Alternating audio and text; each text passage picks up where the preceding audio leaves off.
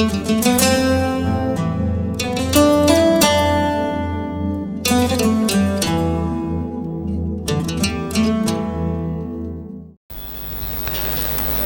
దేవుని వారలారా, కుడి వచ్చి మీ అందరికీ యేసుక్రీస్తు వారి పేరట నా వందనాలు.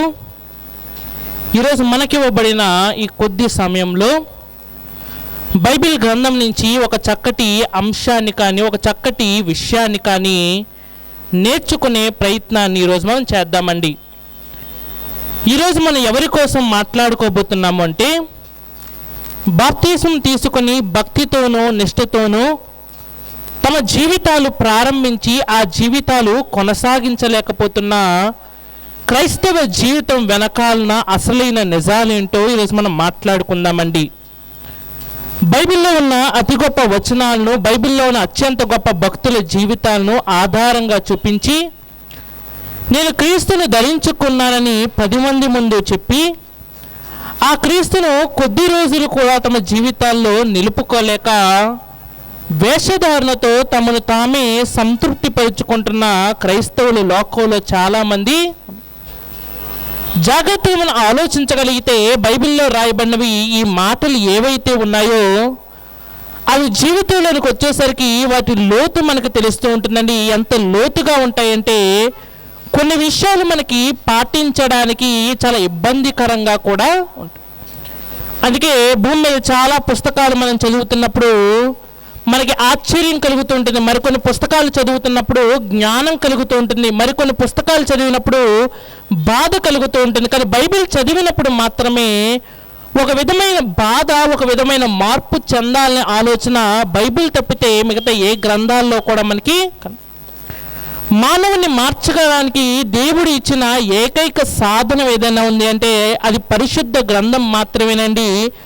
ఈ గ్రంథం మనల్ని మార్చే ప్రయత్నంలో మనకి ఏం కలుగ చేస్తూ ఉంటుందంటే కొన్ని చేదైన నిజాలను మనకి తెలియచేస్తూ ఉంటుంది. ఈరోజు ప్రపంచంలో మానవ వింత పోకళ్ళ కోసము కొన్ని చేదైన నిజాలు మనకు తెలుస్తున్నప్పుడు అప్పటి వరకు మనం జీవించిన జీవితం అంతా మనకు ఎలా కనిపిస్తుందంటే ఆయాసకరమైనదిగా.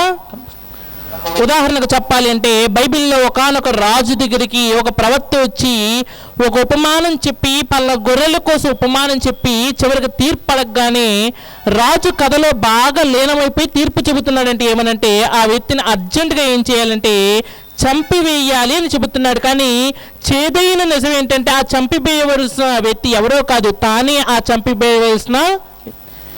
జాగ్రత్తగా ఆలోచించగలిగితే రియాలిటీ అనగా వాస్తవం ఏదైతే ఉందో అది మనల్ని కొంత బాధపరిచే విధంగా ఉంటుంది, మరి మనల్ని ఇబ్బంది పెట్టే విధంగా. ఈరోజు మనం ఆలోచించబోతున్న వాస్తవమైన సంగతి ఏంటి అంటే ఒక చక్కటి ప్రశ్నను మనం ముందుంచుతానండి. అదేంటంటే ఈరోజు బైబిల్ పట్టుకుని దేవుని సన్నిధికి వస్తున్న మనమందరము నిజమైన క్రైస్తవులమేనా? చాలామందికి క్రైస్తవం మీద సరైన అవగాహన అనేది ఉండదు. ఏదో ఎవరో ఒక వ్యక్తి ఆహ్వానించాడు కాబట్టి వచ్చామనుకుంటారు, కానీ క్రైస్తవ్యం గురించి బైబిల్ చెబుతున్న సరైన వాస్తవాలు ప్రపంచానికి. అందులో మనం మాట్లాడుకోవాల్సిన కొన్ని అపోహలు ఏంటి అంటే చాలామంది అనుకుంటారు తల్లిదండ్రులు క్రైస్తవులైతే నేను కూడా ఎవరినంటే క్రైస్తవుడే అని చాలామంది అనుకుంటూ. అందుకే చాలామందిని మీరు ఏ క్రైస్తవులు అని అడిగితే వారు చెప్పే మాట అంటే నేను పుట్టుక నుంచి. జాగ్రత్తగా మనం ఆలోచించగలిగితే బైబిల్లో ఎక్కడా కూడా క్రైస్తవ్యం అనేది పుట్టుకతో వచ్చే ఒక వారసత్వమైన పనిగా ఎక్కడా దేవుడు బైబిల్లో రాయించలేదండి. ఎక్కడా కూడా ఒక తండ్రి నమ్ముకుంటే కుమారుడు రక్షింపబడతాడు, కుమారుడు నమ్ముకుంటే వారి కుమారులు రక్షింపబడతారు, ఇది ఒక వంశపారంపర్యంగా వచ్చే ఒక పద్ధతి అని దేవుడు ఎక్కడా కూడా. చాలామంది ఏమనుకుంటూ ఉంటారంటే ఈ దేవుడు నాకు ఏదో చేశాడు కాబట్టి నేను మారానని ఒక బిజినెస్ ప్రపోజల్గా మనం తీసుకుంటూ ఉంటాం. కానీ బైబిల్లో ఎక్కడా కూడా దేవుడు మీకు ఇది చేసినందుకు మీరు క్రైస్తవులు కండి అని ఎక్కడా కూడా దేవుడు. మరికొంతమంది వివాహం కోసం క్రైస్తవులు అవుతూ ఉంటారు, మరికొంతమంది తమ జీవితాల్లో అనుకున్నవి నెరవేరాయి కాబట్టి క్రైస్తవులు అవుతూ ఉంటారు. చాలామంది పలా దైవజనుడికి నేను ఒక కుటుంబ సభ్యుని కాబట్టి నేను కూడా ఎవరినంటే క్రైస్తవునని చాలామంది అనుకుంటూ. చెప్పాలి అంటే మన మధ్య ఉన్న క్రైస్తవుల్లో చాలామంది 95% మంది క్రైస్తవులని అపోహలో బ్రతుకుతున్నారు, కానీ వాళ్ళు నిజమైన క్రైస్తవులు. అసలు నిజమైన క్రైస్తవుడు ఎలా ఉంటాడనేది ఈరోజు మన ముందున్న చాలా పెద్ద.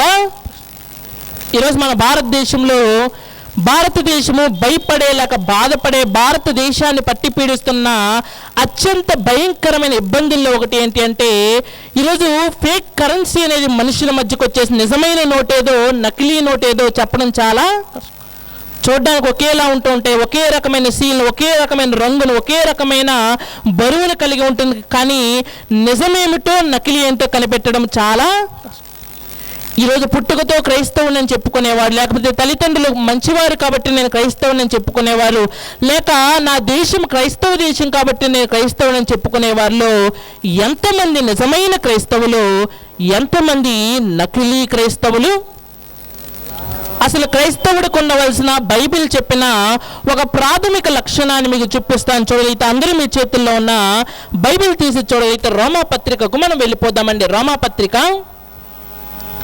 రోమాపత్రిక 13వ అధ్యాయము 14వ వచనాన్ని మనం చదవగలిగితే చాలా చక్కటి మాటను ఇక్కడ రాయిస్తున్నాడు. ఏమంటున్నాడో చూద్దామండి. రోమాపత్రిక 13వ అధ్యాయము 14వ వచనాన్ని మనం చదువుకుందామండి. రోమాపత్రిక 13వ అధ్యాయం 14వ వచనం అండి. మెట్టుకు ప్రభు అయిన యేసుక్రీస్తును ధరించుకున్నవారై శరీరేచ్ఛలను నెరవేర్చుకొనుటకు శరీరము విషయమై ఆలోచన చేసుకొనకుడి. జాగ్రత్త మనం ఆలోచించగలిగితే క్రైస్తవుడు అనే ఒక పదానికి పర్యాయ పదాన్ని అనగా దాన్ని విభజించి విడమరిచి చెబితే ఎలా ఉంటుందో ఒక పదాన్ని చెబుతున్నాడు. క్రైస్తవుడు అంటే ఎవరంటే అక్కడ మాటలో చెబుతున్నాడు, మెట్టుకు ప్రభు అయిన యేసుక్రీస్తును ధరించుకున్నవారై. ఒకనాటి కాలంలో జనాలను వారి యొక్క జాతిని, వారి ఐడెంటిటీని బట్టి గుర్తుపెట్టేవారని. ఉదాహరణకు యూదుల్ని తీసుకుంటే ఇశ్రాయేలీయుడైన ప్రతి ఒక్కరూ ఏం చేయబడాలి అంటే బైబిల్ ప్రకారము సున్నతి అనేది.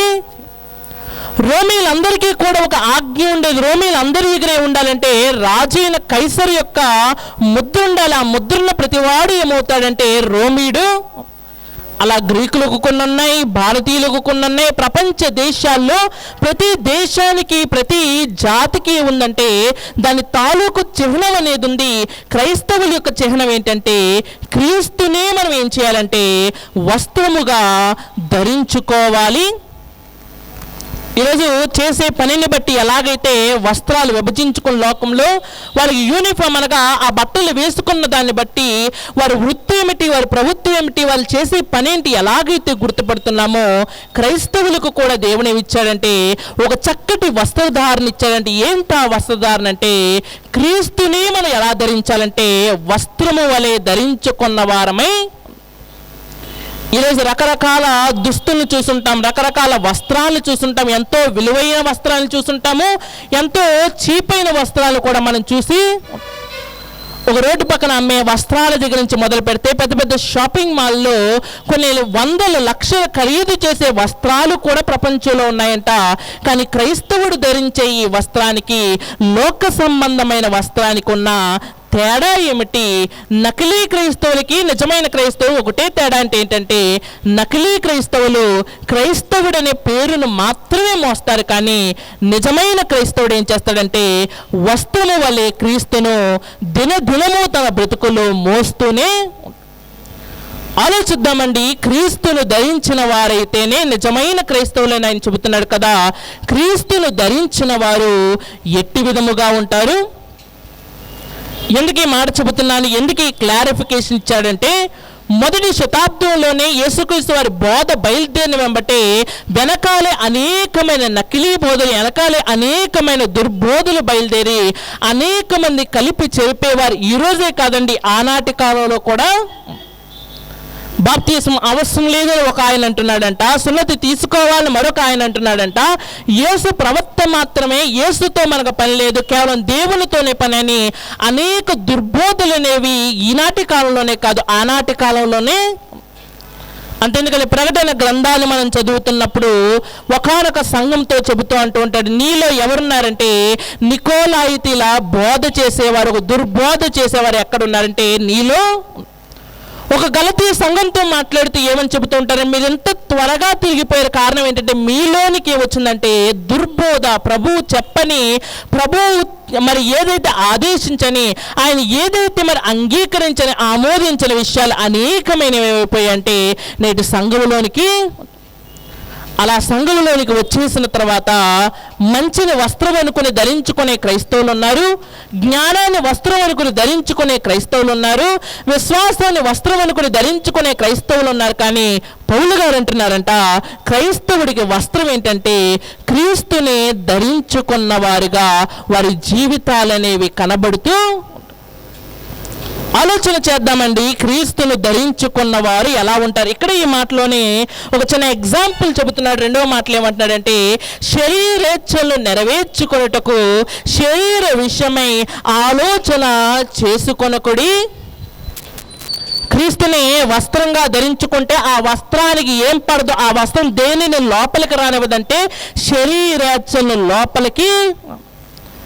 ఎలాగైతే ఒక రెయిన్ కోట్లు, కొన్ని ప్రత్యేకమైన రెయిన్ కోట్లు ఉంటాయండి, వాటిని వేసుకున్న తర్వాత ఆ నీళ్ళని, వాటర్ ప్రూఫ్ ఏదైతే ఉందో నీళ్ళని లోపలికి రావేది ఏం చేస్తూ ఉంటుందంటే ఆ నీటిని అలాగే బయటికి గెంటి వేస్తూ ఉంటుంది.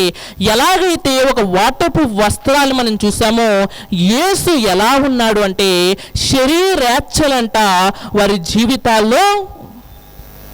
ఈరోజు శరీరేచ్ఛలు కలిగి నేను క్రైస్తవుని చెప్పుకునే చాలా మందిలో ఎవరు లేరంటే క్రీస్తు వస్త్రముగా వారి జీవితాల్లో. అసలు వస్త్రం ఎందుకు అని అంటారా, నిన్నటి దినాన మనం మాట్లాడుకున్నాం. దేవుడి యొక్క హస్తం అంట అత్యున్నతమైన హస్తం అంట. అందులో ఒక మాటగా మనం మాట్లాడుకున్నాము, ఆయన ఆహ్వానించే హస్తం అయితే ఆహ్వానింపబడిన ప్రతి ఒక్కరికి, విందుకొచ్చిన ప్రతి ఒక్కరికి ఏమి ఉండాలంటే ప్రత్యేకమైన నియమించబడిన వస్త్రం ఉండాలంట. చాలామంది వస్త్రం కలిగిన వారుగా వచ్చారు. ఒకడు దిగంబరుడై రాగానే యజమాని వెళ్ళి అడుగుతున్నాడంటే నీ వస్త్రము ఏది? అతను చెప్పడానికి కూడా అవకాశం లేదంటే వెంటనే ఏమంటున్నాడంటే ఇతన్ని తీసుకువెళ్ళి ఎక్కడ వేయాలి అంటే ఇతన్ని తీసుకువెళ్ళి శిక్షింపబడే స్థలానికి ఇతను తీసుకువెళ్ళాలి. ఎందుకంటే ఇతని దగ్గర ఏమీ లేదంటే వస్త్రము. చాలా సందర్భాల్లో చెబుతూ ఉంటారు పౌలు గారు, ఆయన దొంగ వల్లే వచ్చినప్పుడంట మనం ఎలా ఉండకూడదంటే దిగంబరులమై, వస్త్రాలు లేని వారుగా ఉండకూడదు. ఎందుకంటే ఆయన మనకు వస్త్రాలు ఇవ్వకుండా వెళ్ళలేదు, ఆయన మనకు వెళ్తూ ఏం చెప్పాడు అంటే క్రీస్తుని ఏం చేయాలి అంటే ధరించుకున్న వారే, క్రీస్తుని ధరించుకున్న వారే మీ జీవితాంతం మీరు ఏం చేయాలంటే ఆ వస్త్రాలతో మీ జీవితాన్ని గడుపుతూ. ఆలోచన చేద్దామండి, శరీరేచ్ఛలను లోపలికి రానివని వస్త్రాలు ఎక్కడున్నాయి? ఈరోజు వేడిని లోపలికి రానివని వస్త్రాలు ఉన్నాయి, చల్లదనాన్ని లోపలికి రానివని వస్త్రాలు ఉన్నాయి. కానీ చెడు ఆలోచనలు, చెడు తలంపులు లోపలికి రానివ్వకుండే వస్త్రాలు ఎక్కడా కూడా. ఇంటి బయట దోమలను అయితే లోపలికి రాకుండా నివారించవచ్చేమో, కానీ బయటున్న వైరస్ని శరీరం లోపలికి వెళ్లకుండా నివారించవచ్చేమో, కానీ చెడు ఆలోచనలు నివారించే మార్గం ఎప్పటి వరకు మనిషికి. ఎంతగానో ఎత్తుకి ఎదిగిన ఒక వ్యక్తి ఇంట్లోనికి దోమ వెళ్ళలేదు, కానీ ఏ వెళ్తుందో తెలుసా? చెడు ఆలోచన. ఇంటి చుట్టూరు ఎప్పుడు చూసినా మరి ఒక 30 మంది గార్డ్స్ కాపలా కాస్తూ ఉంటారు. దోమలు నెట్లే మనకు కనబడుతూ ఉంటాయి. వారికి తెలియకుండా చిన్న చీమ కూడా వెళ్ళలేదండి అని చెబుతూ ఉంటారు. కానీ వారికి తెలియకుండానే అనేక పాపపు తలంపులు ఏమైపోతున్నాయంటే లోపలికి వెళ్ళిపోతూ పాపాన్ని అడ్డుకునే మార్గం కానీ పాపాన్ని నివారించే మార్గం కానీ ఎక్కడా ప్రపంచంలో. యెషయాలో దీనికి లాంటి ఒక మాట చెబుతారు, రాబోయే ప్రమాదం నీకు తెలుసంట, కానీ నువ్వు దాన్ని ఏం చేయలేమంటే నివారింపలేవు. అదేవిధంగా పాపం మన చుట్టూ ఉందని మనకు తెలిసినా దాన్ని మనం ఏం చేయలేకపోతున్నామంటే నివారించలేక. పాపం అనే బురద మన పక్కనుందని మనకు తెలుసు, కానీ దాని నుంచి మన వస్త్రాలు కాపాడలేకపోతున్నాము, దాని నుంచి మన జీవితాలు కాపాడుకోలేక ఏమైపోతున్నామంటే అందులో పడి మన జీవితాలను ఏం చేసుకుంటున్నామంటే అపవిత్రం చేసుకుంటున్న క్రైస్తవులు ఎంతోమంది. ఆలోచన చేద్దామండి, పాపాన్ని నివారించే యేసు అనబడే ఆ వస్త్రాలను ఎలా సంపాదించుకోవాలి? కొన్ని మాటలు మనం ఆలోచిద్దామని ఇంకా ముందుకు వెళ్ళి మనం చూడలేదు. గలతీ పత్రిక మనం వెళ్దామండి, మరింత వివరణ ఆయన ఇస్తున్నాడు. చూడలేదు గలతీ పత్రిక 3వ అధ్యాయము 27వ వచనాన్ని మనం చదువుకుందామండి. గలతీ పత్రిక 3వ అధ్యాయము 27వ వచనాన్ని మనం చదవగలిగితే ఏమంటున్నాడో మనం చదువుకుందామండి. క్రీస్తులోనికి బాప్తిస్మము పొందిన మీరందరూ క్రీస్తును ధరించుకొని ఉన్నారు. ఇందులో యూదుడని గ్రీసు దేశస్థుడని లేదు, దాసుడని స్వతంత్రుడని లేదు, పురుషుడని స్త్రీ అని లేదు, యేసు క్రీస్తునందు మీరందరూ ఏకముగా ఉన్నారు. జాగ్రత్త మనం ఆలోచించగలిగితే ఈ వస్త్రాలు మనం ఎలా సంతరించుకోవాలి, ఈ వస్త్రాలు మన దాకా మన జీవితంలోనికి మన ఆత్మీయతలు ఎలా సంతరించుకోగలమంటే బాప్తీసం తీసుకున్న ప్రతి ఒక్కరూ అంట ఆయన లోనికి వస్తున్నారంట. ఆయన లోనికి వస్తున్నారంటే దాని అర్థం ఏంటంటే ఆయన్ని ధరించుకున్న వారుగా. అయితే కింద ఒక ప్రాముఖ్యమైన విషయాన్ని చెబుతున్నాను, ఎందుకంటే పౌలు గారు ఈ మాటలు రాసే టైంకి చాలా ఆజ్ఞలు ఉన్నాయి, చాలా విషయాలు ఉన్నాయి, చాలా విషయంలో కట్టడలు ఉన్నాయి. ఆనాటి కాలంలో ఎలా ఉండేదంటే యజమానుడు మాత్రమే వస్త్రాలు ధరించుకునేవారు, దాసులు ఏంటి అంటే చాలా తగుమాత్రపు వస్త్రాలతో బ్రతుకుతూ ఉండేవారు. అయితే పౌలు గారు అంటున్నారంట ఈ క్రీస్తు అనబడే వస్త్రము కేవలం యజమానులకు మాత్రమే. బైబిల్ చదువుకున్న మనందరికీ బాగా తెలుసు, ఆనాటి కాలంలో ధనవంతులు ఏ రంగు వస్త్రాన్ని ఎక్కువగా ధరించుకునేవారంటే బైబిల్ చెబుతుంది ఊదా రంగు వస్త్రాలు. ఒక ధనవంతుడి విషయంలో కానివ్వండి, అదేవిధంగా అపోస్తుల కార్యములో ఒక స్త్రీ విషయంలో కానివ్వండి, వారిద్దరూ చేస్తున్న ఆ యొక్క వస్త్రాలు విలువైనవి.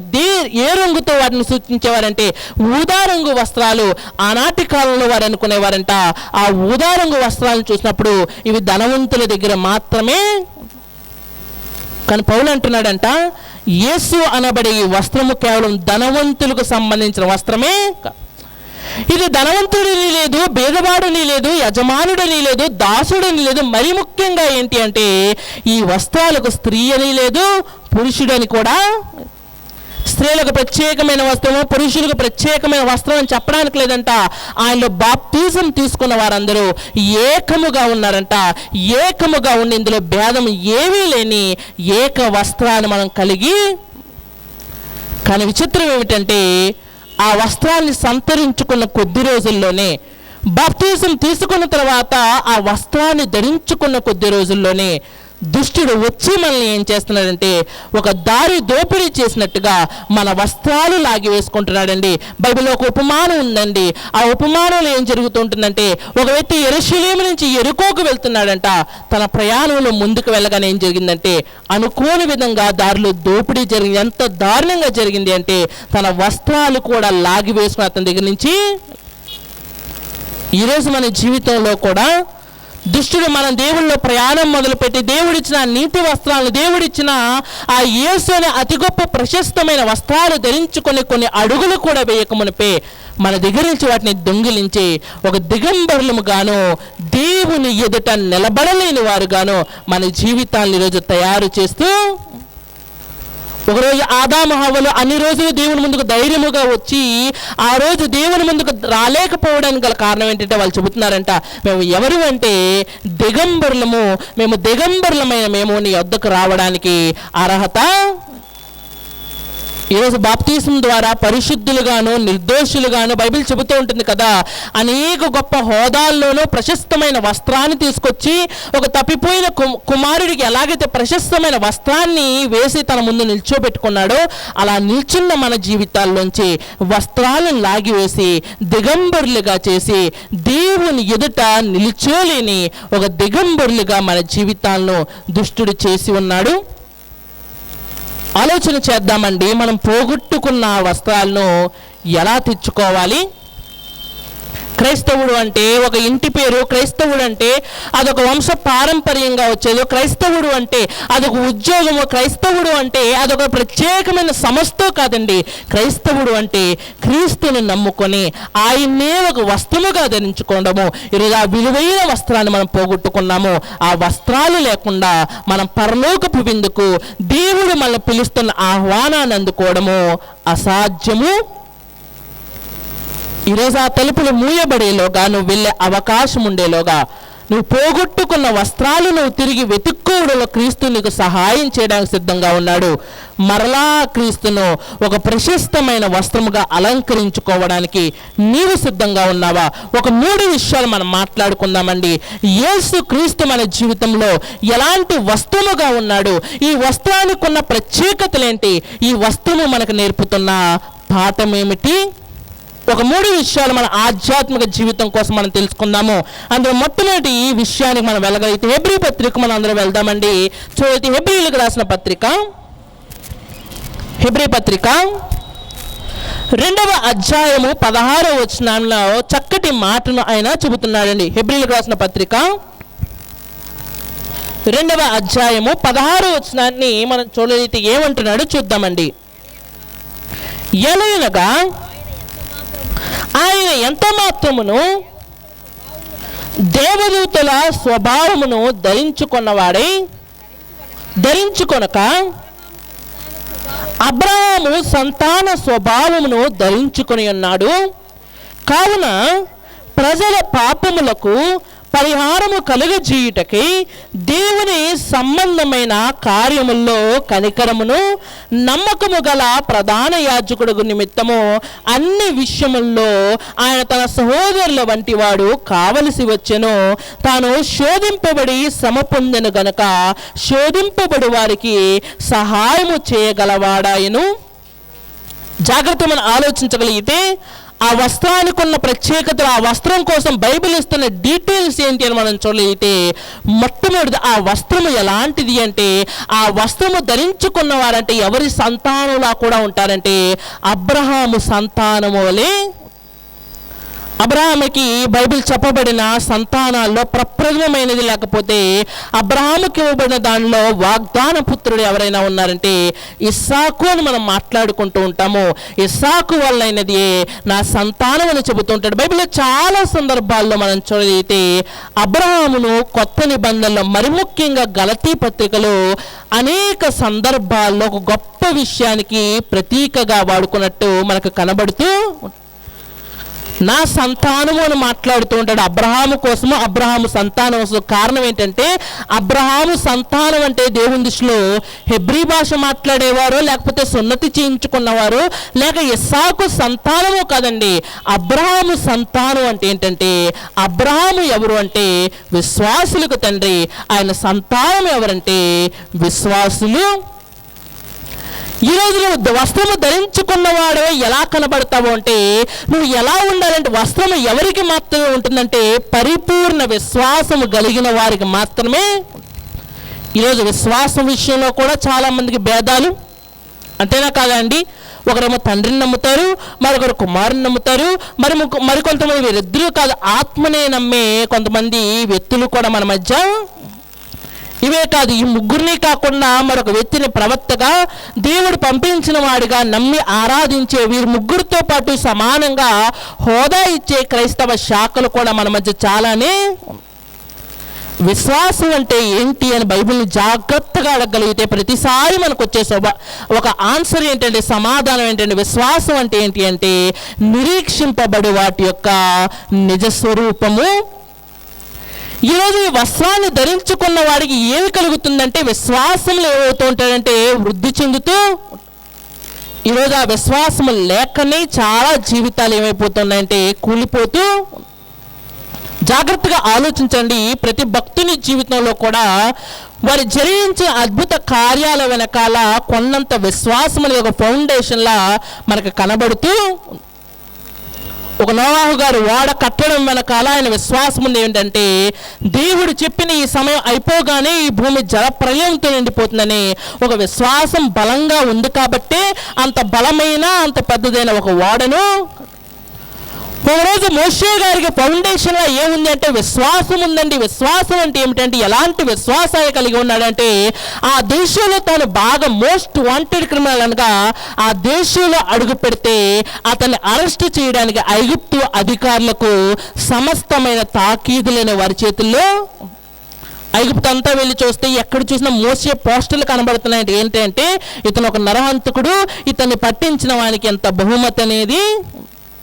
నిజానికి లోపలికి వెళ్ళి వారిని తీసుకురావడం కాదండి, లోపలికి వెళ్ళిన మోషే బయటకు వస్తాడో రాడో అనడానికి ఎలాంటి అవకాశం కూడా. విశ్వాసం ఉందండి. ఏమని చెబుతున్నాడో తెలుసా? నా దేవుడు మరలా అదే పర్వతం దగ్గర తన పిల్లల్ని కలుస్తానన్నాడు. మాట ఇచ్చిన వాడు నమ్మదగిన వాడని ఒక మంచి విశ్వాసంతో అంట ఒక ఎర్ర సముద్రాన్ని పాయలు చేసాడంట. ఆఖరికి ఫరో కుమారుడు చనిపోయిన తర్వాత అతను కోపముతో అతన్ని తరుముతున్నా సరే ఏమాత్రమూ కూడా భయపడలేదు. కారణం ఏంటంటే అతని జీవితం అంతా ఉంది అంటే విశ్వాసాన్ని ఒక వస్తువుగా. ఈరోజు చాలామంది అబ్రహాము సంతానం అని చెప్పుకునేవారు సమాజంలో చాలామంది ఇప్పటికీ మనం చూడగలిగితే మధ్యధరా సముద్ర ప్రాంతంలో ఈ రోజుకి చాలా యుద్ధాలు జరుగుతూ ఉంటాయి. కారణం ఏంటంటే మేము అబ్రహాము సంతానం అంటే మేమని చాలా గొడవలు ఘర్షణలు జరుగుతున్న ప్రాంతాలు భూమి మీద చాలానే. ఈరోజు పరిపూర్ణమైన వాక్యాన్ని చదువుకుని భారతదేశంలో పుట్టిన వాళ్ళు కూడా చాలామంది సున్నతి చేయించుకొని నేను అబ్రహాము సంతానమే అని వాక్యాన్ని అక్షరరూపకంగా తీసుకున్న మరి నమ్మకం లేని విశ్వాసం అంటే తెలియని క్రైస్తవులు కూడా చాలామంది. అబ్రహాము సంతానం అంటే సున్నతి చేయించుకోవడం, అబ్రహాము సంతానం అంటే అబ్రహాము యొక్క వంశాలలో పుట్టడం మాత్రమే కాదు. అబ్రహాము సంతానం అంటే ఏంటి అంటే ఎప్పుడైతే నీ మనస్సు మారి నీ ఆలోచన మీద బేస్ అవడం అనేది పక్కన పెట్టేసి విశ్వాసం మీద ఆధారపడి జీవిస్తావో ఆ రోజు నువ్వు కూడా ఎవరు అంటే అబ్రహాము. దీని ప్రత్యేకమైన ఉదాహరణ బైబిల్లో ఎవరైనా ఉన్నారంటే జక్కయ్య జీవితాన్ని మనం తీసుకోండి. అప్పటి వరకు అతను ఇశ్రాయేలీయుడే, అప్పటి వరకు సున్నతి పొందినవాడే, అప్పటి వరకు చెప్పాలి అంటే అబ్రహాము సంతానమే. కానీ బ్రతుకంతా దేని మీద బేస్ అయ్యింది అంటే ధనం మీద బేస్ అయిపోయాడంటే. అందుకే వడ్డీలకు ఇస్తున్నాడు, అధిక వడ్డీ వసూలు చేస్తున్నాడు. ఆ ధనంతో అనుకుంటున్నాడంట నా జీవితానికి ఎంతకన్నా ఏది కూడా అవసరము. ఎప్పుడైతే యేసును చూశాడో తన బేస్ తన పునాదులు కదిలింపబడ్డాయి. వెంటనే ఒక మాట అంటున్నాడు. ఏమనంటే నా ధనాన్ని ఎప్పటి వరకు నేను సంపాదించిన ధనాన్ని ఎవరికైతే వాళ్ళకి ఎక్కువ మొత్తంలో నేను వాళ్ళకి చెల్లిస్తాను. అసలు నా దగ్గర ధనం ఉన్నా లేకపోయినా ఒకటే విధంగా ఈరోజు నేను జీవిస్తానని. కానీ యేసు వెంటనే అంటున్నాడంటే ఏంటంటే ఇతను కూడా ఎవరంటే అబ్రహాము సంతానం అంటే ఏదో శరీర సంబంధమైన సంతానం కోసం మాట్లాడటం లేదండి. అబ్రహాముకు ఎలాంటి గుణాలు అయితే ఉన్నాయో ఈరోజు మనకు కూడా అలాంటి గుణాలు. మనమేం కోరుకుంటామంటే అబ్రహాముకున్న సంపద కావాలనుకుంటాం, అబ్రహాముకున్న ఆశీర్వాదం కావాలనుకుంటాం, కానీ అబ్రహాముకున్న విశ్వాసం కావాలని ఈరోజు ఎవరు కూడా. ఆ విశ్వాసమే ఒక వస్తువుగా ఈరోజు నీ జీవితాల్లో ఉండగలిగితే కొండల్ని సైతము పెకిలించగలిగిన శక్తి ఈరోజు ఎక్కడుందంటే మన జీవితాల్లో. ఒకరోజు ఆ వస్త్రాన్ని విశ్వాసమైన వస్త్రాన్ని ధరించుకుని యేసు ఎన్నో అద్భుతాలు చేశాడంట. దాన్ని కేవలం చూసిన తన శిష్యులు మాత్రము అద్భుతాలు చేయలేకపోయేసరికి ఆయన అంటున్నాడంటే మీరు ఎవరు అంటే అల్ప విశ్వాసులు. సగం సగం వస్త్రాలు ధరించుకొని నాకు చెలాగటం లేదు, సగం సగం వస్త్రాలు ధరించుకొని నాకు ఎండ తగులుతుంది అన్న ఎలాగైతే మూర్ఖత్వమో అల్ప విశ్వాసం కలిగి సగం సగం విశ్వాసాన్ని ఆచరించి ఫలితాన్ని కోరుకోవడం కూడా అంతే మూర్ఖత్వం అని దేవుడు బైబిల్లో రాయిస్తూ. అందుకే బైబిల్లో చెబుతున్నాడు విశ్వాసం నిజమైన విశ్వాసం అంట అది నిరీక్షణకు నిలిచినది అంట, ప్రతి పరీక్షలో కూడా గెలుస్తుందంట. మరి అల్ప విశ్వాసం కానీ ఏదో పేరుకి దేవుళ్ళు ఉన్నానని చెప్పుకునే విశ్వాసం కానీ ఏవైపోతాయి అంటే ఒకరోజు అగ్ని పరీక్ష వచ్చినప్పుడు అల్ప విశ్వాసము ఈ మృతమైన విశ్వాసము అక్కడ నిలబడనే. ఈరోజు నువ్వు ఆయన యొక్క వస్త్రాన్ని ధరించుకోవాలంటే నువ్వు అబ్రహాము సంతానమై ఉండాలి. అబ్రహాము సంతానము అంటే ఆయన చెబుతున్నాడు అబ్రహాము శరీర సంబంధముగా పుట్టిన ఒక కుమారుడి గురించో నువ్వు ఇస్సాకు కుమారుడువా, కెతూరాకు పుట్టిన కుమారుడువా, ఇష్మాయేలుకు పుట్టిన కుమారుడు ఆయన అడగటం లేదు. కానీ ఆయన అడుగుతుంది ఒకటే, అబ్రహాముకున్నటువంటి విశ్వాసం ఈరోజు నీ జీవితాల్లో ఉన్నదా? యేసు జీవితంలో మనం చూడండి ఎక్కడ చూసినా సరే ఎక్కడా కూడా తన సొంత నీతి మీద, ఎక్కడా కూడా తన సొంత ఆశల మీద, ఎక్కడా కూడా తన సొంత నిర్ణయాల మీద ఆధారపడినట్టుగా ఎక్కడా కూడా మనకి ఎక్కడ చూసినా సరే విశ్వాసముతో ఆయన చెప్పిన ప్రకారం ముందుకు సాగిపోయాడు. అందుకైన కార్యాల్లో మనకు విశ్వాసం కనబడుతుంది, ఆయన బ్రతుకులో మనకు విశ్వాసం కనబడుతుంది. ఆయన జీవితాన్ని చూసినప్పుడు మనకు తెలుస్తుంది విశ్వాసాన్ని మనం ఎలా ధరించుకోవాలంటే వస్త్రము వలె. ఈరోజు ఆ విశ్వాస వస్త్రము లేదు కాబట్టి మనకు అన్ని అసాధ్యాలకి కనబడుతున్నాయి. అన్నీ ఎలా కనబడుతున్నాయి అంటే ఇరుకులు, ఇబ్బందులు వల్లే కనబడుతున్నాయి. కానీ విశ్వాస వస్త్రాన్ని ధరించుకోగలిగితే బైబిల్ అన్నాడు, ఒక విశ్వాస సంబంధమైన వాడు దేనితో ముందుకు సాగిపోతాడంటే విశ్వాస మూలముగానే అతని ఫౌండేషన్ కానీ, అతను ధరించుకున్న వస్త్రం కానీ, అతనుకున్న బలం కానీ దేని నుంచి చేకూరుతుందంటే విశ్వాసం నుంచి చేకూరుతుంది. ఆ విశ్వాసం ఎంత గొప్పది అంటే అది అంతము వరకు నిలిచేదంట. అది నిజమైనది, వాస్తవమైనది. ఈరోజు ఒక వస్త్రానికి ఎప్పుడూ మీరు గుర్తుపెట్టుకోండి, ఒక వస్త్రాన్ని మనం కొనే ముందు 2 విషయాలు మనం ఆలోచిస్తూ ఉంటాం. మొట్టమొదటిది, అది నిత్యము ఉండేదా, ఎంతకాలం ఉంటుంది. రెండవది, అది వాస్తవమైనదైన నిజమైన క్వాలిటీ వాడారా. ఈరోజు నువ్వు విశ్వాసం అనే వస్త్రాన్ని ధరించుకుంటున్నప్పుడు కూడా ఈ 2 ఆలోచించాలి. నీ విశ్వాసము నిత్యమైనదేనా, నీ విశ్వాసము వాస్తవమైనదేనా. ఎందుకంటే ఈరోజు చాలామంది మనుషుల్ని గొప్పవారు అనుకుని మనుషుల్లో విశ్వాసం ఉంచుతున్న అంధకార క్రైస్తవులు ఎంతోమంది. పలానా వ్యక్తండి, ఆయన లేకపోతే నేను లేనని చెబుతూ ఉంటారు. ఆ విశ్వాసం ఏంటో తెలుసా, అది నిత్యమైనది కాదు, వాస్తవమైనది. అందుకే బైబిల్లో ఆయన చెబుతూ ఒక మాట అంటున్నాడంట, చాలామంది అంటే మొదటి శతాబ్దంలోనే చాలామంది గ్రూపులుగా విడిపోయంట. కొంతమంది అంటున్నారు నేను పౌలు వాడిని, మరికొంతమంది అంటున్నారంట నేను పేతురు వాడిని, మరికొంతమంది అంటున్నారంటే నేను అపోలో వాడిని. అనేసరికి ఆయన చెబుతున్నాడు, ఏమని చెబుతున్నాడంటే, నేను పౌలు అపోలో మా మీద మీరు ఉంచుతున్న ఈ విశ్వాసము నిత్యమైనది, వాస్తవమైనది. నిత్యమైన వాస్తవమైన విశ్వాసం ఎలా ఉంటుంది అంటే అది అభివృద్ధి చెందుతూ ఉంటుంది. అది ఎప్పుడు అభివృద్ధి చెందుతుంది అంటే అక్కడ మాట్లాడంటూ ఉంటాడు, దాన్ని అభివృద్ధి చేసేవాడు ఎవరంటే దేవుడే. అందుకే ఈరోజు చాలామంది జీవితాల్లో వారి విశ్వాసాలు కూలిపోతూ ఉంటాయి, వారి విశ్వాసాలు పడిపోతూ ఉంటాయి. యేసుక్రీస్తు వారు చెప్పిన ఒకానొక ఉపమానంలో విత్తనాలు కూర్చున్న ఉపమానంలో ఆయన చెబుతూ ఉంటారు కదా, ఒకటి త్రోవ పక్కన పడిందంట, మొలవడానికి అవకాశము. మరొకటి వెళ్ళి రాత్రినేళ్ళ పడింది, ఏదో విశ్వాసంతో అది పైకైతే మొలిచింది. కానీ కొన్ని రోజులకి ఏమైపోయింది అంటే దానికి నీళ్ళు లేవు, సరైన నిలకడ లేక ఏమైపోయిందంటే మరలా పడిపోయింది. ఒకటి వెళ్ళంటే ఎక్కడ పడిందంటే ముండ్ల పొదల్లో పడదా అనుకుంటుందంట. అమ్మయ్య, ఎండకు నేను మాడిపోకుండా చక్కగా నా మీద నీడుంది, ఇది నన్ను కాపాడుతుంది, దాని మీద పూర్తి విశ్వాసంతో ఉందంట. కానీ విచిత్రం ఏంటంటే దాని పైకి ఎదకనివ్వకుండా ఏది ఆప్ చేస్తుందంటే ఆ ముండ్ల పొదలే దాన్ని ఆప్ చేస్తూ ఒక విత్తనం మాత్రం వెళ్ళి ఎక్కడ పడిందంటే నిత్యము వాస్తవమైన ఒక నేల మీద పడిందంట. 30 దంతులుగా, 60 దంతులుగా, 100 దంతులుగా ఫలించింది. కారణం ఏమిటి అంటే అక్కడ ముండ్ల పొదల్లో పడిన దాన్ని విశ్వాసమే, ఇక్కడ మంచి నేల పడిన దాన్ని కూడా విశ్వాసమే. కానీ ఏ విశ్వాసం గెలిచిందంటే నిత్యమైనది, వాస్తవమైనదే. ఈరోజు ఒక బోధన కానీ ఒక వ్యక్తిని కానీ అంగీకరిస్తున్నప్పుడు మనం ఆలోచించవలసిన 2 క్రైటీరియా, మనం చూసుకోవలసినవి 2 ఏంటి అంటే అది నిత్యమైన దేవుడు చెప్పిందేనా, మనం మరణించేంత వరకు దీన్ని పాటించగలమా. ఎందుకంటే కొన్ని సిద్ధాంతాలు ఎలా ఉంటాయంటే ప్రజెంట్ ఉన్న సిచ్యువేషన్లో చాలా ఆనందాన్ని ఇస్తాయి, ప్రజెంట్ ఉన్న సిచ్యువేషన్లో చాలా గొప్ప మార్గంలోకి నేను వచ్చేసాననే ఫీలింగ్లో కలిగించే కొన్ని రోజులకు ఏమైపోతాయంటే నేను నేర్చుకున్నది, నేను విన్నది, నేను చెప్పింది తప్పు అని ఒప్పుకున్న బోధకులు ఎంతోమంది. మొట్టమొదటి నువ్వు తెలుసుకోవాల్సింది ఏంటంటే అది నిత్యమైనదేనా, రెండవది అది ఏంటి అంటే వాస్తవమైనదేనా. నిన్ను మభ్యపెట్టేది, నిన్ను మోసం చేసేది అయ్యి ఉండకూడదు. నీ విశ్వాసం ఎలా ఉండాలి అంటే నిన్ను అభివృద్ధి చేసే విధంగానే ఉండాలి. కానీ విశ్వాసంలో అభివృద్ధి చెందుతున్నాను అనుకుంటూ మోసపోయే ఒక అవాస్తవికమైన జీవితంలో మనం బ్రతకకూడదు. మొట్టమొదటిదండి, యేసుక్రీస్తును వస్త్రంగా ధరించుకుంటే అది ఎలా ఉంటుంది అంటే అబ్రహాము సంతానం వలె ఉంటుంది. అబ్రహాము సంతానం దేనికి నిర్వచనం అంటే విశ్వాసానికి నిర్వచనము. విశ్వాసాన్ని వస్త్రముగా ధరించుకున్న నువ్వు 2 విషయాలు గుర్తుపెట్టుకోవాలి, అది వాస్తవమైనదా, నిత్యమైనదా.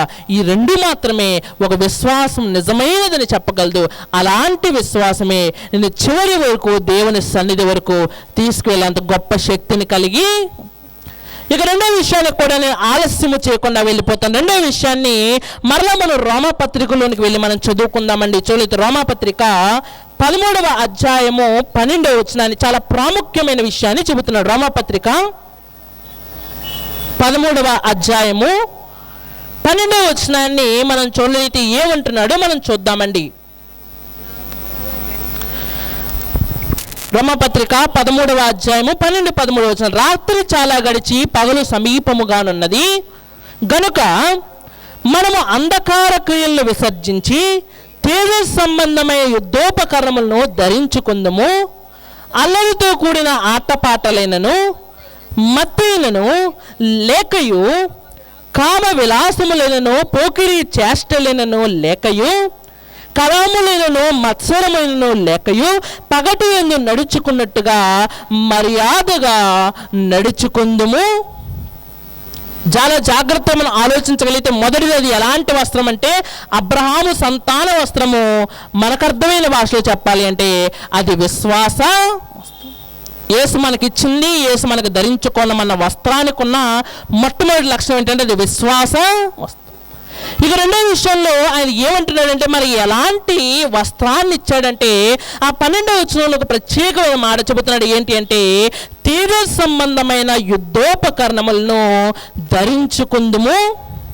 మొదటిది అది విశ్వాస సంబంధమైన వస్త్రము, రెండవది అది ఎలాంటి వస్త్రం అంటే తేజో సంబంధమైన. భూమి మీద మన వస్త్రాల్లో కూడా రకాలు ఉంటూ ఉంటాయి. బయటికి వెళ్ళేటప్పుడు వేసుకునే వస్త్రాలు, ఇంట్లో ఉన్నప్పుడు వేసుకునే వస్త్రాలు, అందులో కూడా రకాలు. పగటి పూట వేసుకునే వస్త్రాలు కొన్ని ఉంటూ ఉంటాయి, రాత్రిపూట వేసుకునే వస్త్రాలు కూడా కొన్ని. అందుకే వాటిని నైట్ టైం లేకపోతే బెడ్ టైం అని చెబుతూ ఉంటాము. కారణము ఆ వస్త్రాలు రాత్రిపూట మాత్రమే ఉపయోగింపబడుతూ ఉంటాయి.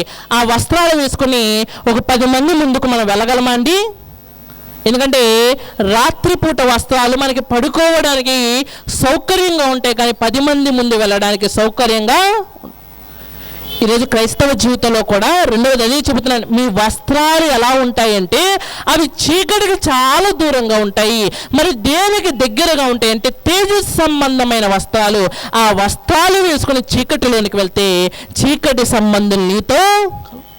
చాలా సందర్భాల్లో చూడండి, భూమి మీద చాలా వర్గాలకి ఏముంటూ ఉంటాయంటే ఈ వర్గం వాళ్ళందరూ పలానా డ్రెస్ వేసుకుని వస్తూ ఉంటారు, ఆ వర్గం వాళ్ళందరూ పలానా డ్రెస్ వేసుకుని వస్తూ ఉంటారు. ఆ వర్గం వాళ్ళ దగ్గరికి ఈ వర్గం వారు చేరనే. అందులో మనం ఎప్పుడూ చదువుకునే కీర్తనల 1వ అధ్యాయంలో కూడా 2 సభల కోసం ఆయన మాట్లాడుతూ నీతిమంతుల సభ అని చెబుతూ ఉంటాడు, అనీతిమంతుల సభ అని చెబుతూ ఉంటారు. ఎక్కడా కూడా నీతిమంతులు అనీతిమంతుల సభలోనికి కానీ అనీతిమంతులు నీతిమంతుల సభలోనికి కానీ వెళ్తారన్నట్టుగా బైబిల్ ఎక్కడా కూడా. అయితే ఆయన చెబుతున్నది ఏంటి అంటే రాత్రి గడిచిపోయింది, రాత్రి వెళ్ళిపోయిన తర్వాత ఉదయం వస్తుంది కాబట్టి, సమయం అయిపోతుంది కాబట్టి, ఆ యొక్క అరుణోదయ కిరణాలు నీ జీవితం మీదకి వస్తున్నాయి కాబట్టి నీ వస్త్రాలు కూడా ఎలా ఉండాలంటే తేజో సంబంధమైనవిగా. తేజో సంబంధమైన వస్త్రాలు ఎలా ఉంటాయండి? బ్రైట్ కలర్స్ వేసుకోవడం, లేకపోతే తెల్లని వస్త్రాలు వేసుకోవడం తేజో సంబంధమైన వస్త్రాలా అంటే కాదంట. ఆయన ఏమని చెబుతున్నాడంటే తేజో సంబంధమైన వస్త్రాలు వేసుకున్న వారికంట కొన్ని లక్షణాలు ఉండవండి. ఏంటి అంటే అదే కింద మాటలో చెబుతున్నాడు 13వ వచనంలో. అల్లరితో కూడిన ఆటపాటలైనను మత్తైనను లేకయు కామ విలాసములైనను పోకిరి చేష్టలైనను లేకయు కలమైనను మత్సరమైనను లేకయు పగటి యందు నడుచుకున్నట్టుగా మర్యాదగా నడుచుకుందుము. ఆ వస్త్రాలు వేసుకున్న వాడు ఎలా ఉంటాడంటే రాత్రిపూట జరిగించే కార్యాలు, చీకటి సంబంధమైన కార్యాలు వారి బ్రతుకులో ఉన్నవంట. మరి ఎలా ఉంటాడంటే పగటిపూట 10 మంది చూస్తున్నప్పుడు మంచి వస్త్రాలు వేసుకుని రోడ్డు మీద టీవీగా గర్వముగా గొప్పగా ఎలాగైతే మర్యాదగా నడుచుకుంటూ వెళ్ళిపోతావో క్రైస్తవ జీవితం కూడా ఈ వస్త్రాలు ధరించుకున్న వారు ఎలా ఉండాలంటే 10 మంది ముందు ఎలా ఉండాలంటే మర్యాదగా. మరి మర్యాద లేని కార్యాలు ఏంటంటే పైన చెప్పాడు, అల్లరితో కూడిన ఆటపాటలంట, మత్తైనను అంట, కామ విలాసములైన అంట, లోపులైన అంట, దొంగతనమైన అంట, విగ్రహారాధన అంటే ఇదంతా ఏంటి అంటే మర్యాద లేని. కానీ విచిత్రం ఏమిటంటే ఎలాగైతే పగటి వస్త్రాలు పగలు అయిపోగానే మార్చి వేస్తూ ఉంటామో క్రైస్తవుల్లో కూడా చాలామంది దేవుని సన్నిధికి వచ్చినప్పుడే తేజో సంబంధమైన వస్త్రాలు ప్రవర్తన కలిగి ఉంటారండి. మరలా లోకంలోనికి వెళ్ళగానే రాత్రి అవ్వగానే ఎలాగైతే ఆ నైట్ షాట్లు, ఆ యొక్క నైట్ వస్త్రాలను ఎలాగైతే మనం వేసుకుంటూ ఉంటామో ఈరోజు సంఘాన్ని విడిచిపెట్టి లోకంలోనికి వెళ్ళగానే మరలా చీకటి సంబంధమైన వస్త్రాలతో తమ జీవితాన్ని నింపేస్తున్న, అంధకారంలో బ్రతుకుతూ తమను తామే మోసం చేసుకుంటున్న క్రైస్తవులు ఎంతోమంది.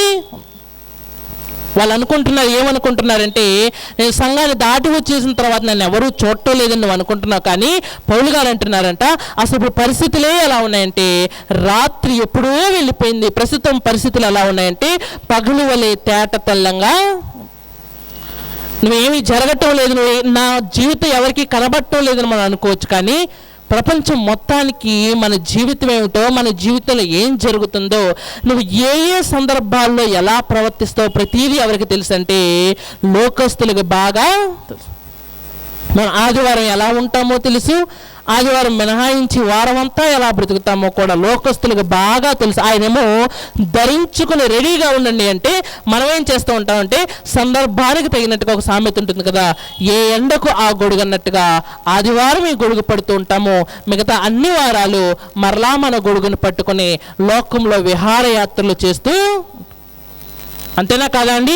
తేజో సంబంధమైన వస్త్రాలు ఆయన ధరించుకొని రెడీగా ఉండండి అన్నాడు. కానీ మనం ఏం చేస్తూ ఉంటామంటే మనుషులకు చూపించడానికి తేజో సంబంధమైన వస్త్రాలు వేసుకొచ్చి మనుషులు వెళ్ళిపోయారని కానీ మరలా మన అంధకార జీవితంలోనికి వెళ్ళిపోతున్నాము. దీని ద్వారా మనం ఏం చేస్తున్నామంటే మనల్ని మనమే మోసం చేసుకుంటూ, వేషధారణ ఎప్పుడూ కూడా దేవుణ్ణి మోసం చేయదంట. వేషధారణ వల్ల ఎప్పుడు మనుషులు మోసపోరు, ఎందుకంటే నీ నిజ స్వరూపం అంటే ఏదో ఒక రోజు వాళ్ళకి తెలుస్తుంది. వేషధారణ ద్వారా ఎవరు మోసపోతారంటే నువ్వు దాన్ని నిజమని నమ్ముతూ ఉంటావు, నేను దేవుళ్ళు ఉన్నాను కదా అనుకుంటూ ఉంటావు, భ్రమపడుతూ ఉంటావు. అందుకే బైబిల్లో పౌలు గారు అంటున్నారు, ఒకడు నిలిచున్నాడు అనుకున్నప్పుడు తాను పడిపోకుండా జాగ్రత్తగా, అసలేది చీకటి ఇందులోనూ అందరికీ కల్పించేంత వెలుగుమయమైన వస్త్రాలను వేసుకున్నప్పుడు నా వెలుగును చూసి ఆనందపడతారని కూడా నీ మూర్ఖత్వం చాలా మంది నీ దగ్గర నుంచి ఆ వెలుగును లాగి వేసుకోవడానికి సిద్ధంగా. అందుకే ఆ ఏడు సంఘాలకు రాస్తున్న పత్రికల్లో ఒకానొక సంఘముతో చెబుతూ ఉంటాడు, నీ దీపస్తంభం ఎలా ఉంది అంటే ఎవరు అపహరించినట్టుగా వెలుగు లేని విధంగా నీ జీవితము. తేజో సంబంధమైన వస్త్రాలు, దేవుని యందు మర్యాదగా నడుచుకుని జీవితాలు ఎంతమంది కలిగి ఉన్నారండి. ఈరోజు మనుషులు లోక సంబంధమైన పారంపర్యాచారాలను అయితే చాలా బాగా ఫాలో అవుతూ ఉంటాం, కానీ దేవుని మర్యాదను ఎక్కడైనా పాటిస్తున్నామంటే ఎక్కడా కూడా. ఇంకా విచిత్రం ఏంటంటే దేవుని మర్యాదను పాత నిబంధనలో కొంతమంది పాటించలేదని వారి మీదకి సింహాలు వచ్చేసాయి కాబట్టి దేవునికి ఒక మర్యాద ఉందని గొప్ప పాఠం చెప్పుకుంటూ ఉంటాము. కానీ మన జీవితాల్లో అదే దేవుని మర్యాదను పాటించకపోతే వాళ్ళకైతే సింహాలే వచ్చాయి, నీకైతే ఏం వస్తాయో తెలుసా? పాతాళంలోంచి అనేకమైన అపవిత్రాత్మలు వస్తాయి. ఆ విషయం మనకు గుర్తుందా? ఎప్పుడో చరిత్రలో జరిగిపోయిన సంఘటన చెప్పుకొని దేవునికి ఒక మర్యాద ఉందని గొప్పగా చెప్పుకుంటూ ఉంటాం. ఆ మర్యాద మన బ్రతుకులో ఉందా లేదా అంటే ఎక్కడా కూడా దేవుని యందు మర్యాద కలిగిన వారుగా దేవుని ముందు వేసుకోవాల్సిన, దేవుని ముందు ధరించవలసిన ఆ తేజస్సంబంధమైన వస్త్రాలు ఎక్కడా కూడా మన బ్రతుకులో.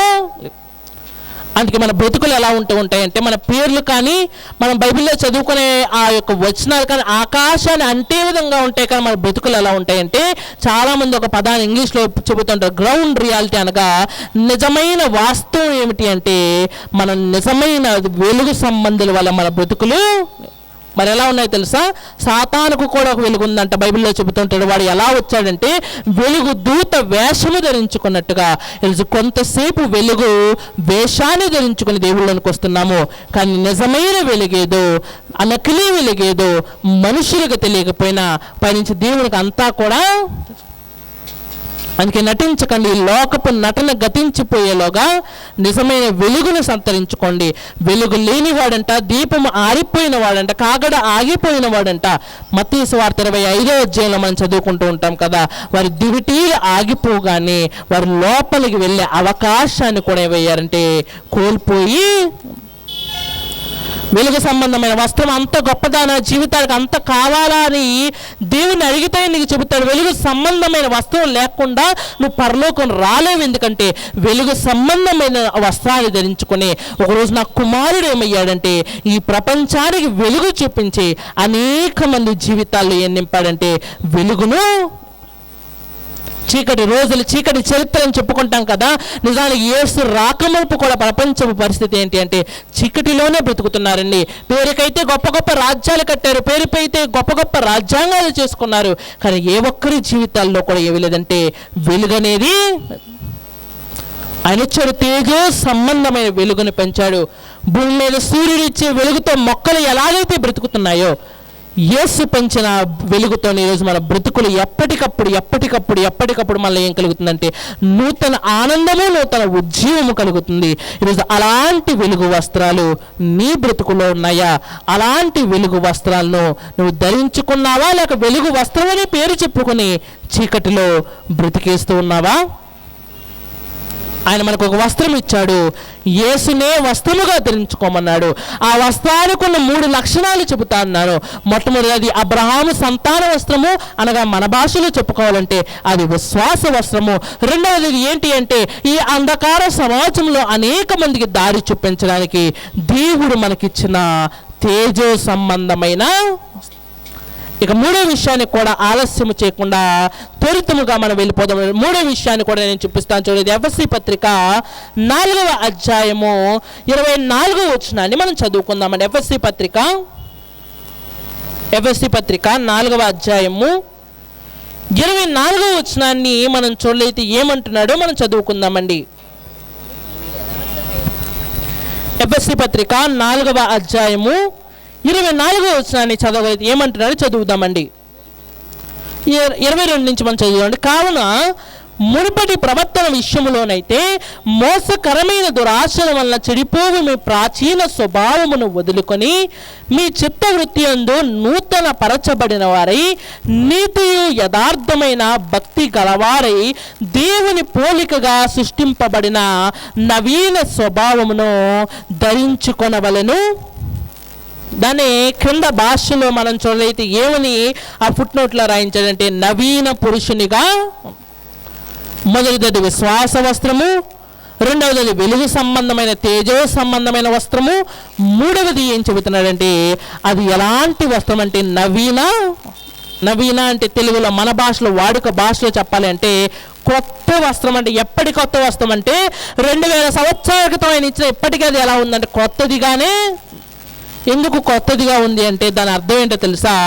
ఇప్పటికీ దాన్ని ఎలా వాడాలో కూడా క్రైస్తవులకు ఇప్పటికీ ప్రాచీన పురుషుడు, ఇప్పటికీ ప్రాచీన ఆలోచనతో, ఇప్పటికీ పాత జీవితంతో వాటి గురుతులతో బ్రతికేస్తున్న క్రైస్తవులే ఉన్నారే కానీ తమ జీవితాలు క్రీస్తులో ఒదుకుని ఆ పరలోక విందుకు నూతన వస్త్రాలు కట్టుకుని వెళ్దామనే ఆలోచన ఎక్కడా కూడా క్రైస్తవులకు, ఎక్కడా కూడా కొత్తగా మారినట్టుగా ఎక్కడా కూడా మన బ్రతుకుల్లో ఆలోచనే. ఏదో కొన్ని రోజులు ఉత్సాహం ఉంది కానీ నిజానికి కొత్తగా మారడంలో ఉన్న ఆ యొక్క ప్రాముఖ్యత కానీ, కొత్తగా మారిన వాడి పరిస్థితి ఎలా ఉంటుంది అంటే ఒక పుట్టుక నుంచి గుడ్డివాడైన ఒక వ్యక్తికి కళ్ళు పెట్టగానే తన జీవితం ఎలాగైతే కొత్తదిగా మారిపోతుందో ఈరోజు మన జీవితాలు కూడా నిజానికి అలాగే ఉండాలండి. కానీ ఎక్కడా కూడా మన జీవితంలో కొత్తది అనే ఆనందం కానీ, కొత్తది అనే భావన కానీ ఎక్కడా కూడా. పుట్టుక నుంచి కుంటివాడిని ఒక వ్యక్తికి కాళ్ళు పెట్టగానే అతను పరిగెత్తుతూ నడుస్తున్నప్పుడు అతనికి అర్థమవుతుందండి కొత్త జీవితం ఎలా ఉంటుంది, కొత్త కాలు ఎలా ఉంటుంది, కొత్త అనుభవం ఎలా ఉంటుంది.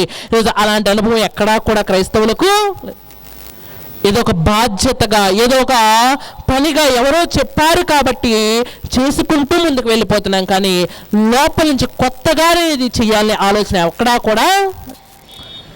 ఎలాగైతే 5 సంవత్సరాలు అయిపోయిన తర్వాత ఒక పార్టీ పలానా చోట మీటింగ్ పెట్టాలి, పలానా చోట మీటింగ్ పెట్టాలి, పలానా చోట మీటింగ్ పెట్టాలి, ఎలాగైతే ఒక షెడ్యూల్ రెడీ చేసుకుంటుందో మనం కూడా అలా రెడీ చేసుకుంటూ ఉంటాం. సంవత్సరాలు కానీ ఇక్కడ పెట్టాలి అక్కడ పెట్టాలి అనుకుంటూ ఉంటాం కానీ కొత్తగా ఏదైనా చేయాలి. నేను అనుభవిస్తున్న ఈ నూతన అనుభవాన్ని 10 మందికి పంచాలని ఆలోచన ఎవరికి కూడా. కొత్త విషయాలు చెప్పడంలో ఉన్న ఆసక్తి, కొత్త ధనాన్ని అనుభవించడంలో పక్కన పెట్టేసామండి. అందుకే చెప్పే విషయాలు బయటకు తీస్తున్నాం కానీ మనలో పాటించే విషయాలు ఏంటంటే 100లో 10 కూడా చాలా తక్కువగానే మనకు కనబడుతూ బైబిల్ నుంచి కొత్త విషయాలు తీసి బయటకు చెబుతూ ఉంటాం. కానీ మన జీవితంలో కొత్తగా మనం నేర్చుకున్న విషయాలు అసలు ఉంటే కదా చెప్పడానికి. చాలామంది జీవితాల్లో అవి కరువైపోతే ఏమవుతుంటాయంటే అనుభవాలతో కూడిన ఆ నవీన స్వభావపు తాలూకు పాఠాలు చాలామంది జీవితాల్లో చాలా తక్కువగా కనబడుతూ. అందుకే మనం చెప్పే పాఠాలు బైబిల్ నుంచి కొత్తగా కనబడవచ్చేమో, కానీ అవి నిజముగా ఒక వ్యక్తి హృదయానికి ఎప్పుడు అత్తుకుంటాయి అంటే, ఓ రోజు పేతురు గారు చెబుతున్నారంటే తన జీవితాన్ని ఒక ఉదాహరణగా చెప్పి చివరికి వచ్చేసరికి తన సొంత మాట బైబిల్ ఎక్కడా లేని ఒక మాట చెబుతున్నాడు. ఏమనంటే, మీరు ఏం చేశారంటే జీవాధిపతిని మీరు సిలువ వేసి ఉన్నారని ఆ మాట ఎప్పుడైతే కొత్తగా అతని నోటి నుంచి వినబడిందో, ప్రజలందరూ హృదయాలు ఏవయ్యా అంటే అక్కడ అపోస్తుల కార్యాలు చెబుతున్నాడు, పొడవబడిన వారే. అతను ఎక్కడ కొత్త పాఠము చెప్పినట్టుగా మనకు కనబడదండి. కొత్త మాటని తన జీవితంలో తాను నేర్చుకున్నాడు. జీవాధిపతి అనే మాట ఎవరో చెప్పింది కాదు, తన హృదయంలో నుంచి వచ్చింది. ఆ హృదయంలో నుంచి వచ్చిన ఒక నవీన మాట అనేక మంది పాతబడిన హృదయాల్లోని బూజును పెకిలింపచేసే విధంగా వీటి వలన విశ్వాసం కలుగుతుంది. ఆ విశ్వాసము కలిగించే మాట ఎలా ఉండాలో తెలుసా? ఎప్పటెప్పటికీ నిత్య నూతనంగా ఉండే క్రీస్తుని కూర్చుని అనుభవపూర్వకమైన మాట ఉండాలి. అనుభవపూర్వకమైన జ్ఞానము లేని వారే చాలామంది ఎంత ఆవేశంతో క్రీస్తులోనికి వస్తున్నారు, అంతే ఆవేశంతో ఈ వస్త్రాలు ధరించుకోకుండానే క్రీస్తులో నుంచి వైదొలుగుతున్న వారు కూడా చాలామంది. ఈరోజు మనకి ఇదే అవకాశం. ఇంకా పెళ్లి కుమారుడు రావడానికి సమయం ఉంది. ఆయన వచ్చేలోగానే విశ్వాస సంబంధమైన వస్త్రము, ఆయన వచ్చేలోగానే తేజస్ సంబంధమైన వస్త్రము, అతను వచ్చేలోగానే ఎప్పటికీ మరి మరకవని ఎప్పటికీ పాడవని ఒక నిత్య నూతనమైన వస్త్రాన్ని ధరించుకున్న వారమై. ఆ వస్త్రాలు ఎంత గొప్పవో తెలుసా? ఒకరోజు అలాంటి నిత్య నూతనమైన విశ్వాసంతో కూడిన తేజ సంబంధమైన వస్త్రాలు కలిగిన యేస్కేలుకి దేవుడు చెబుతున్నాడంట, వెళ్ళి ఎముకలు నిండిన ఒక లోయలోనికి వెళ్ళి ఒక ప్రవచనం చెప్పి వెంటనే ఏమవుతుందో తెలుసా? ఎముకల్లో కూడా ఏమొస్తుందో తెలుసా? జీవము వెళ్ళాడండి. తన నిత్య నూతనమైన దేవుడు చెప్పిన మాటలు చెప్పేసరికి అక్కడ ఎన్నో రోజుల నుంచి ఎండకు ఎండుతూ వానకు తడుస్తున్న ఆ ఎముకల్లో కూడా ఏమొచ్చిందండి? బైబిల్ చెబుతుంది జీవము. ఈరోజు మనం చెబుతున్న మాట ఒక మనిషిని కదిలించగలగాలి అంటే అందులో ఏముండాలి అంటే నవీన పరిచతలు కొత్తగా మార్చగలిగే ఒక మాట ఉండాలి. ఆ మాట ఎవరో చెప్పిన ఒక మాటల్లోంచో ఎక్కడో విన్న దాంట్లోంచో రాదండి. మన జీవితంలో అనుభవపూర్వకంగా మనం చూడగలిగితే మన జీవితంలోంచి ఆ క్రొత్త మాటలు, ఆ క్రొత్త ఆలోచనలు. మరొక మాట ఆయన చెబుతున్నారు, క్రీస్తునందు ఉన్నవాడు అంటే క్రీస్తుని ధరించుకున్నవాడు అంటే బైబిల్ చదివితే మనకు చెబుతుంది నూతన సృష్టి అంటే మనలోనే పుట్టాలి, నూతన సృష్టి అంటే మనలోనే పెరగాలి. ఎలాగైతే సృష్టించిన తర్వాత దేవుడు అంటున్నాడంట, విత్తనములు ఇచ్చి చెట్లు రావాలి, భూమిలో తిరిగే జంతువులు రావాలి, ఆకాశంలో ఎగిరే పక్షులు రావాలి. ఎలాగైతే చెప్పాడో నువ్వు ఒక నూతన సృష్టి అంటే ఎక్కడి నుంచో తీసుకొచ్చి ఇక్కడ పెట్టింది కాదండి, నీలోనే సహజంగా ఆ సహజత్వాన్ని మనం కోల్పోయాం. ఎలాగైతే నకిలీ డబ్బుకు, నకిలీ ప్రోడక్ట్లకు, నకిలీ నవ్వులకు అలవాటు పడిపోయామో క్రీస్తును కూడా నకిలీ వస్త్రంగా చేసుకుని మెడలో సిలువ వేసుకుని నేను క్రైస్తవుని చెప్పుకునేవాడు ఒకడైతే, నేను పుట్టుక నుంచి క్రైస్తవుని చెప్పుకునేవాడు మరొకడైతే, మా ఇంటి పక్కన వాళ్ళు క్రైస్తవులేనండి కాబట్టి నేను కూడా క్రైస్తవుని చెప్పుకునే ఆ మాయపు క్రైస్తవులు సమాజంలో ఎంతోమంది. మరలా చెబుతున్నాను, క్రైస్తవుడు అంటే అది ఒక జాతో, ఒక కులమో, లేకపోతే ఒక అర్హతో కాదండి. క్రైస్తవుడు అంటే బాప్తీసం తీసుకొని తర్వాత మీ పాత జీవితాలు, పాత వస్త్రాలను బయట విడిచిపెట్టేసి, ఎలాగైతే తప్పిపోయిన కుమారుడు తన తండ్రి ఇచ్చిన ప్రశస్తమైన వస్త్రాలను కట్టుకుని తన తండ్రి ముందుకు ఒక రాజకుమారుడు వెళ్ళి వచ్చాడు. ఈరోజు నీ జీవితాలు కూడా బాప్తీసం ముందులో ఎలా ఉన్నావని దేవునికి అనవసరం అండి. నీ పాత వస్త్రాలను ఆ బయటే విడిచిపెట్టగలిగితే నీకోసం ప్రశస్తమైన వస్త్రము, నీకోసం ప్రశస్తమైన ఉంగరము, నీకోసం ప్రశస్తమైన రాజు కన్నా గొప్ప స్థానం ఎక్కడ ఉందంటే దేవుని దగ్గర. అందుకే నేను దినాన్ని చెప్పాను, ఆయన ఆహ్వానించేవాడు మాత్రమే. ఆహ్వానాన్ని అందుకున్న వారిగా వస్త్రాలు ధరించుకుని ఆయన ఎద్దుకు వెళ్ళవలసి ఆ విందు ఆరగించవలసిన బాధ్యత ఎవరి మీద ఉందంటే మన మీదే. ఈరోజు భూమి మీద సమయం ఉంది కాబట్టి వస్త్రాలు లేకపోయినా పర్వాలేదు, కానీ రేపు పరలోక రాజ్యం వెళ్ళినప్పుడు ఆయన సన్నిధిలో నువ్వు ఉండాలంటే ఈ యొక్క విశ్వాస వస్త్రము, ఈ యొక్క తేజ సంబంధమైన వస్త్రము, ఈ యొక్క నవీన వస్తువు లేకపోతే పరలోకంలో మనము ఆలోచించండి, మీ వస్త్రాలు ఎవరూ కూడా లాగుకోకుండా, ఎవరూ కూడా మీ ఎదురు నుంచి దొంగలు ఇవ్వకుండా. మరొక విషయము, దేవుని ఎదుట ఎప్పుడు దిగంబరులే ఉండకండి. మీ విశ్వాసపు వస్త్రాన్ని వృద్ధి చేసుకోండి. మీ తేజో సంబంధమైన వస్త్రాన్ని ఇంకా వెలుగుతో నింపండి. మీ నవీన సంబంధమైన వస్త్రాన్ని ఇంకా దేవుని మాటలు ఎప్పటికప్పుడు అభివృద్ధి చేసుకుంటూ నవీకరించుకుంటారని కోరుకుంటున్నాను. ఇంకా అనేకమైన వస్త్రాలు, నీతి వస్త్రం అని చెబుతూ ఉంటాడు, మరి సమాధాన వస్త్రం అని చెబుతూ ఉంటాడు. బైబిల్ అంతా కూడా పరలోకమందున్న దేవుని ఎదుట ఒక అర్హమైన వ్యక్తిగా మనం ఎలా నిలబెట్టాలనే విషయంలో ఒక చక్కటి గైడెన్స్, పరలోకపు దేవునికి నచ్చే విధంగా మన బ్రతుకులు ఎలా ఉండాలో చెబుతుంది. అందులో కాస్త బాధ ఉంటుంది, మనల్ని మార్చుకోమని చెబుతుంది. బాధను అనుభవించిన వాడే ముందుకు వెళ్తాడంట, బాధను ఓర్చుకున్న వాడే ముందుకు వెళ్తాడంట. వస్త్రాన్ని సంపాదించుకోవడానికి కష్టపడదాము, ఆ వస్త్రాలతో మన పరలోకం చేర్చడానికి ఆయన ఎల్లప్పుడూ సిద్ధంగా ఉన్నాడు. ఆలోచించండి, చక్కటి నిర్ణయాన్ని తీసుకోండి. క్రీస్తును ధరించిన క్రైస్తవులుగా బ్రతుకుతారా?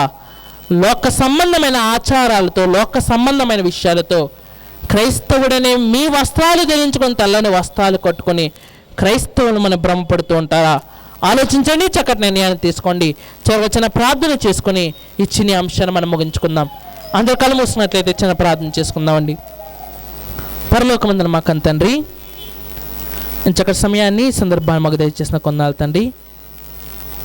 మీరు ఇచ్చిన అమూల్యమైన సమయంలో మా జీవితంలో ఉన్న వస్త్రాల గురించి మేము మాట్లాడుకున్నాం తండ్రి.